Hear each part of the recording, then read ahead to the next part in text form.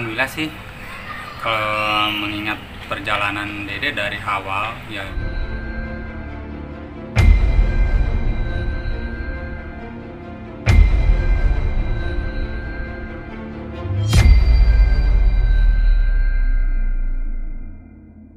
Oke, Ayah mau nanya soal karir Dede nih dari awal sampai sekarang, melihat perjalanannya seperti apa sih ya? Mungkin dari sebelum mungkin ikut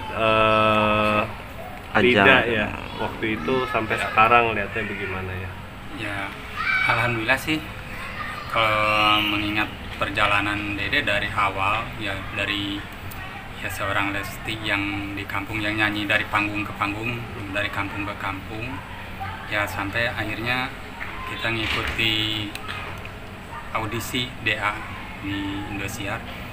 Ya Alhamdulillah sampai saat ini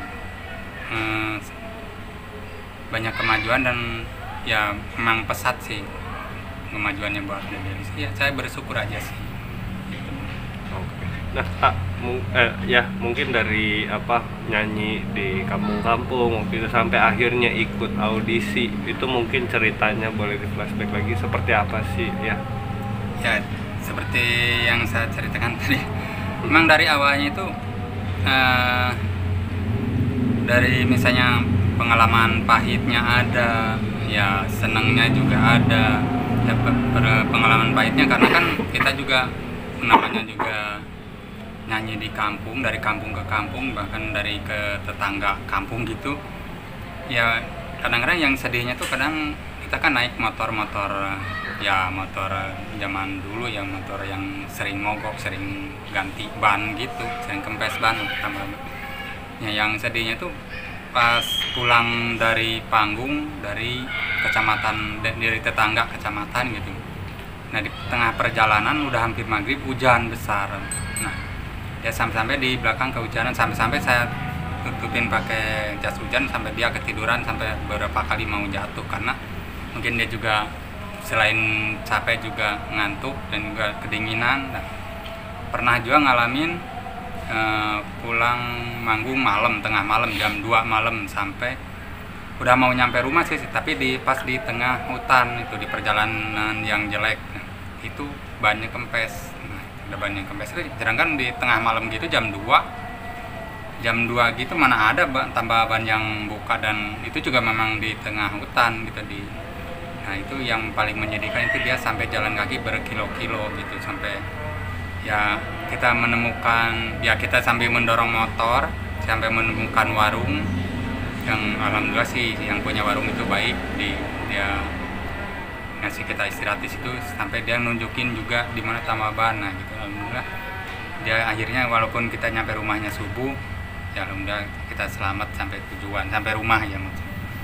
Dan pernah juga yang pengalaman yang gak enak juga pernah, misalnya pengalaman yang sering si Dede ceritakan, ya pelecehan di panggung, yang sebenarnya yang sedihnya saya sih waktu itu pernah selesai manggung, deh kayaknya bapak udah jenuh deh kayak gini terus, lebih baik kita Dede nggak usah nyanyi lagi lah gitu. Bapak saya nggak, ya gimana sih, kan kita nyanyi juga bukan jual body, bukan apa gitu yang negatif bukan, kita nyanyi ya manggung juga jual suara aja sih, yang bapak inginkan tuh itu, bukan yang aneh-aneh. Dan kebetulan pas waktu itu memang ada yang ya begitulah, namanya juga orang lagi kurang normal, lagi mabuk mungkin, joget yang seronok gitu ya. Pas turun dari panggung saya langsung bilang deh, ya kayaknya mending berhenti aja nyanyi lah, kalau mau ya kita bikin single atau album kayak nyanyi, kayak rekaman kayak ya. Nah selang 2 bulan 3 bulan ya dari situ ya lihatlah itu di TV ada iklan DA. Nah di situ Dede baru kelas 1 SMP, udah masuk kelas 2 SMP, baru masuk kelas 2 SMP. Nah di situ ngikut audisi. Nah perjalanan menuju audisi juga kita bukan yang nggak segampang kita ikutan audisi langsung nyampe, enggak. Perjalanan dari rumah sampai audisi kita 5 jam sampai 6 jam, karena kan dari Cianjur Selatan yang paling pojok dari selatan sampai ke kota Bandung itu lumayan jauh, dan terus dipakai ya cuma sepeda motor kan. Ditempuh dengan sepeda motor yang itu juga waktu itu hujan sampai robek itu, namanya jas hujan. Nah sampai di Bandung dia malamnya dia sampai sempat panas juga badannya. Nah di situ udah putus asa juga, takutnya kemungkinan besok nggak jadi nih ngikutnya karena si Dede panas ya.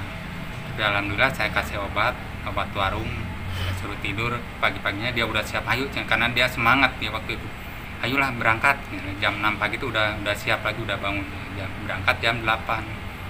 Nah nyampe di tempat audisi jam 8. Si Dede belum sempat sarapan dari pagi belum sempat. Tapi dia saking semangatnya udah nggak usah itu, dia langsung masuk ke dalam. Udah masuk ke dalam malah kita nggak bisa ngasih makan, nggak usah apa, dia sampai jam 12. Saya khawatir sama anak saya belum makan, aduh udah bawa beli makanan ringan, bawa beli roti, mau nyampaikan juga saya nggak bisa karena kan itu tepatnya tertutup di dalam hotel kan, di kubang gitu ditutup.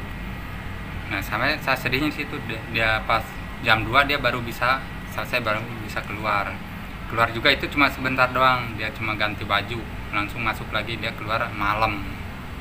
Nah, jam 9 malam baru selesai 9 malam.